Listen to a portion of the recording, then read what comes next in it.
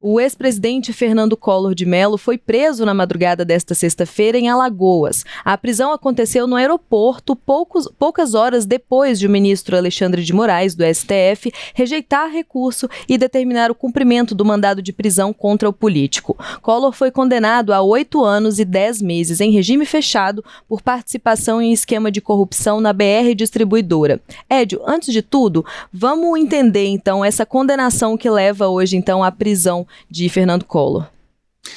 Isso, Dani, o presidente já havia sido condenado a 8 anos e 10 meses de prisão aqui pelo Supremo Tribunal Federal por esse desvio de recebimento de propina de pouco mais de 20 milhões de reais em razão na BR Distribuidora. Essa condenação ela havia sido feita no passado, em 2023, pelo Supremo. E o ex-presidente vinha tentando recorrer dessa condenação no último julgamento, por 6 votos a 4. Ele conseguiu, a condenação foi mantida, de 8 anos e 10 meses de prisão, 4 votos divergentes.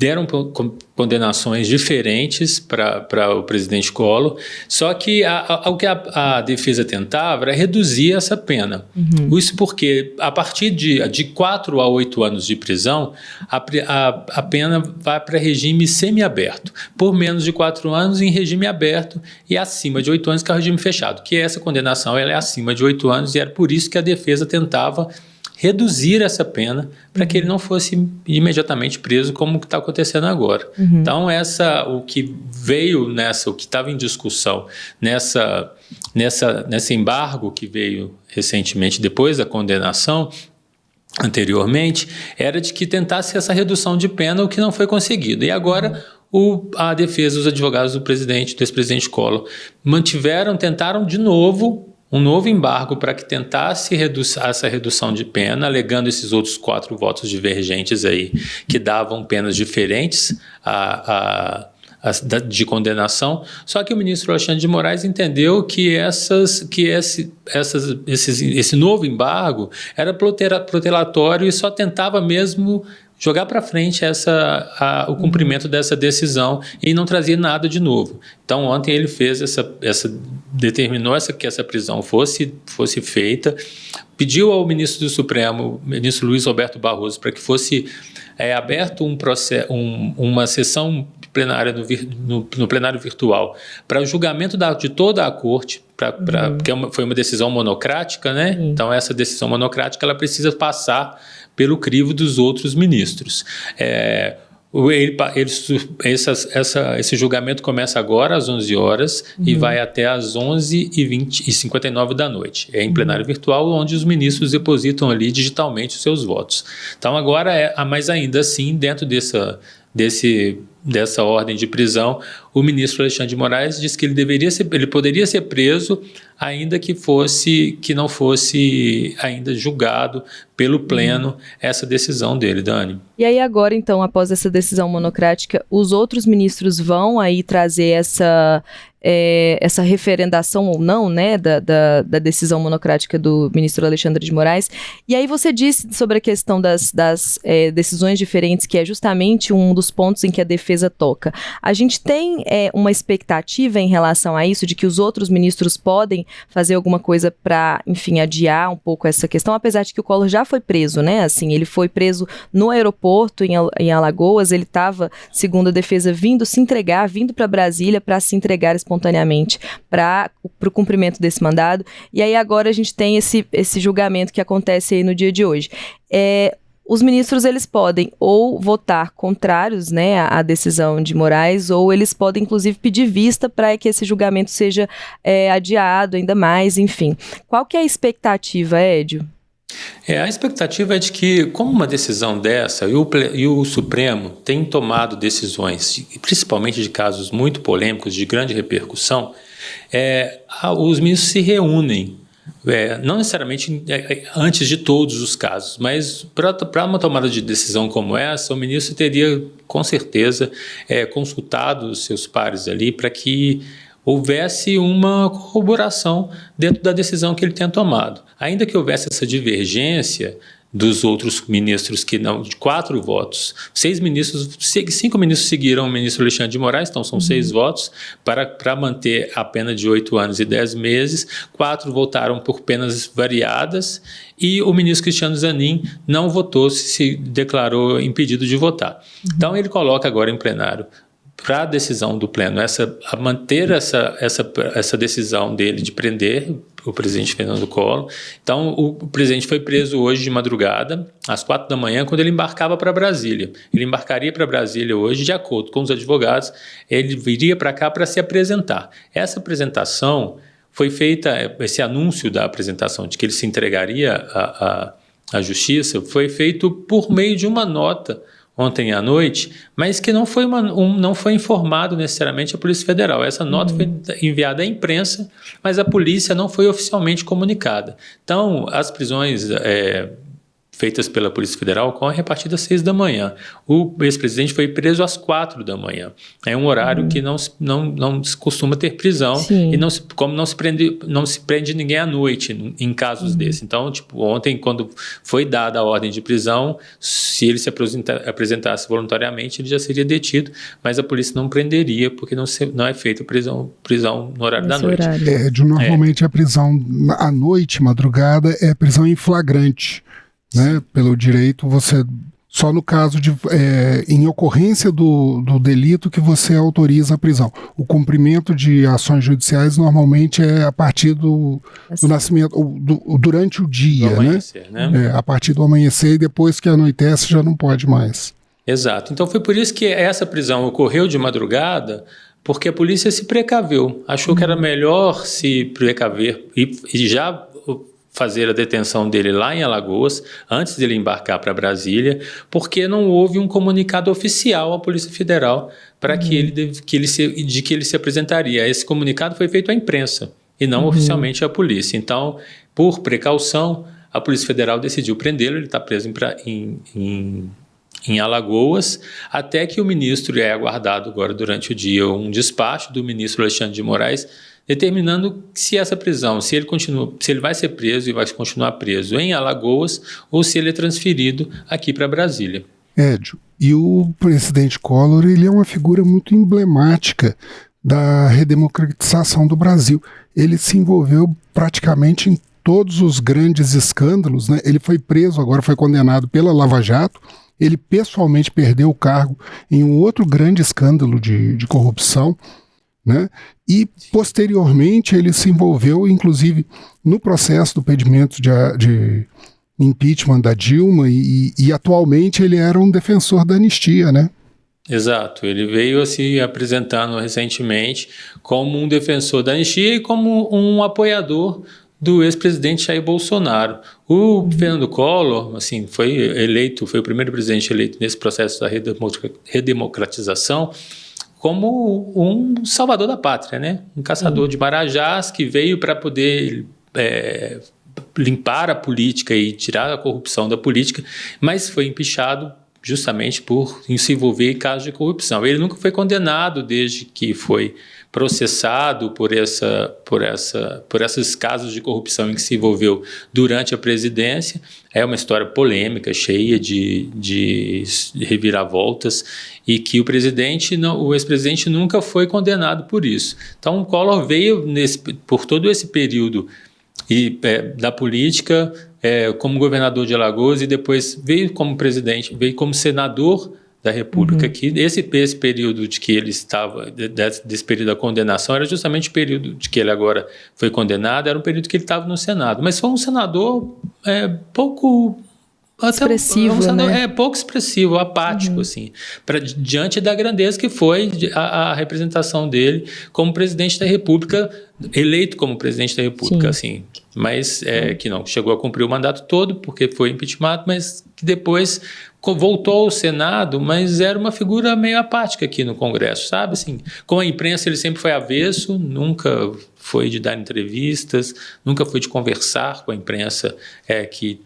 tem acesso ao plenário do Senado e que circula ali pelo Salão Azul e que circula pelo Senado. Ele nunca foi de dar atenção disso, apesar de ter um veículo de comunicação e de estar sempre na mídia. Aí, mas esse é o oposto do período presidencial dele, que ele foi o primeiro, o patriarca do marketing político presidencial. Muito midiático, né? A campanha dele para a eleição destoou radicalmente da campanha dos demais. Ele foi um dos primeiros a usar a computação gráfica.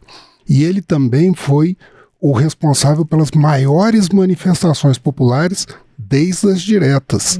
Né? O movimento que a gente chama hoje de cara pintadas, né, foi graças a uma convocação dele para se defender das acusações que explodiram de Caixa 2, beneficiar empreiteiras, desvio de dólar. Havia um esquema de corrupção envolvendo a ex-primeira-dama, né, em Manapi, em Alagoas. Ficou muito famoso na época também a eminência parda dele, o PC Farias, né? E foi um marco do jornalismo brasileiro, a capa da revista Veja com a entrevista com o Pedro Collor, que foi o que desencadeou, na época, essa grande mobilização popular em defesa do afastamento dele.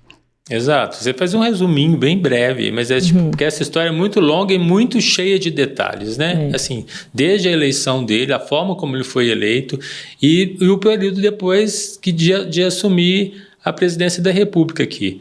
Collor foi morador da casa da Dinda, tinha corridas matinais aqui em Brasília com camisetas, com frases, assim, tipo, ele estava sempre na imprensa e estava sempre na mídia. Tem até uma camisa que tem uma foto, o tempo é o senhor da razão, que, né, a gente vai vendo assim hoje essas coisas vão remetendo, né, vamos assim, nossa gente, faz sentido agora, né. Foi uma resposta, família Collor recheada, eu que peço desculpa, já que eu te interrompi, mas deixa eu continuar. A história da família Collor é recheada de curiosidades e de polêmicas, né. De polêmicas. Vou até convidar só rapidinho, Fred, o nosso espectador, porque daqui a pouco no canal Tempo vai sair um vídeo que o nosso produtor aqui do Primeira Análise, Matheus Bongiovanni, vai fazer com toda recapitulando, né, essa linha do tempo da trajetória política do Fernando Collor. Desculpa, Fred, pode falar. Não, essa camiseta, o tempo é o senhor da razão, é exatamente uma das respostas às acusações na época. Ele era muito midiático mesmo, assim, cada momento do dia, as corridas pela manhã dele eram o padroeiro do cercadinho. O que o cercadinho foi na época do Bolsonaro? As caminhadas matutinas eram os recados que ele passava para a imprensa e para a população. Né? Ele tinha uma imagem muito jovial, foi o presidente mais jovem eleito para o país, né? Acho que com 45 anos, se não me engano. Adorava fazer imagens como um esportista, então até ele se apresentou uma vez pilotando um caça F-5. Mentira, não estava pilotando, havia um piloto realmente, mas a imagem era do presidente... Mas dessa virilidade, né? Exato. Assim, ele fazia expressões, ele usou até uma expressão muito chula na época para falar de como ele era homem, né? Mas eu não vou repetir aqui, óbvio. Poxa, Fred. Mas de certa forma foi isso. Mas voltando a uma outra parte, a mobilização popular, se não me engano, em agosto de 1992, que foi isso que a gente hoje repercute muito, né?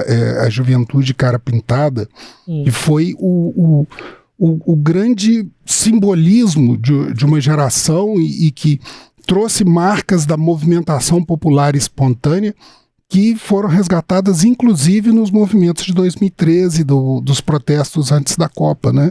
E da Copa das Confederações, que era um movimento espontâneo, muito jovem, muitos meninos de ensino médio, universitários, e essas pessoas, esse caso específico, o presidente Collor havia feito uma convocação para que o país inteiro fosse às ruas apoiar a democracia vestindo verde e amarelo.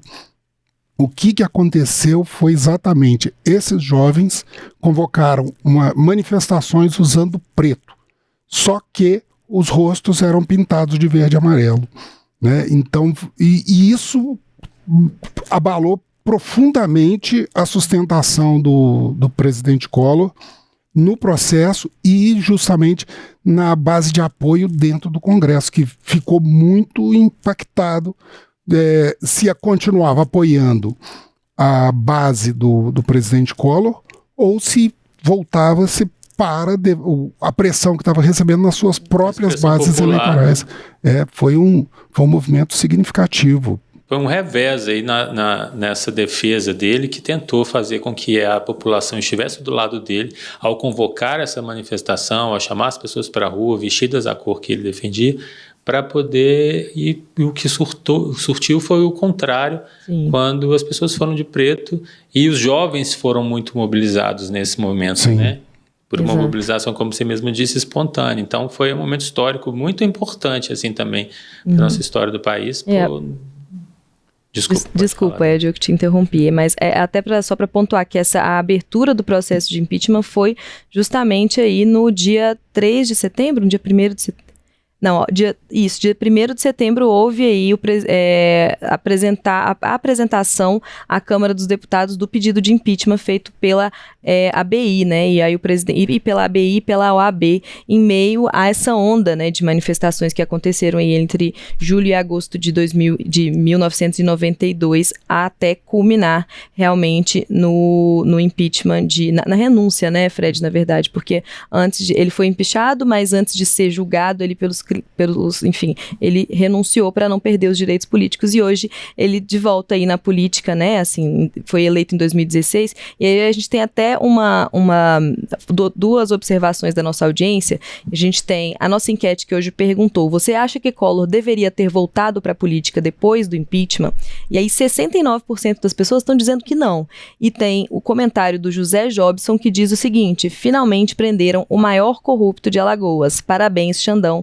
O próximo vai ser, aí ele cita o ex-presidente Jair Bolsonaro. Então, até essa visão, né, de Fred popular a respeito do retorno do Collor para a política pode ter até pode justificar, né, esse comportamento discreto, digamos assim, dele no Senado. Enfim, ele foi eleito, mas ele queria se meter o menos possível em polêmica, mas acaba que se envolve aí no esquema de corrupção e é condenado. E agora preso.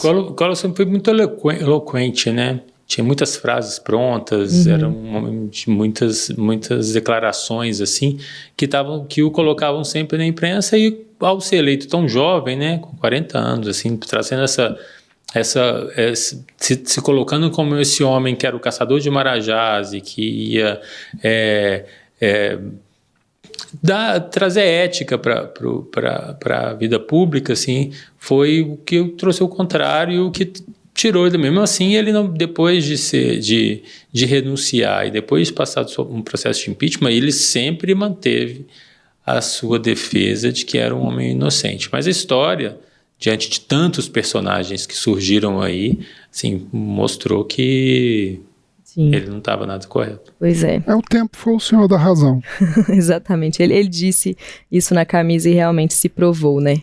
Bom, a gente continua então acompanhando esse julgamento que o Ed trouxe aqui pra gente. Vai acontecer hoje e os ministros têm até 23h59, 11h59 de hoje para fazer essa manifestação. Eles podem votar contra ou a favor da decisão monocrática do ministro Alexandre de Moraes, ou eles podem pedir vista, o que adiaria, né?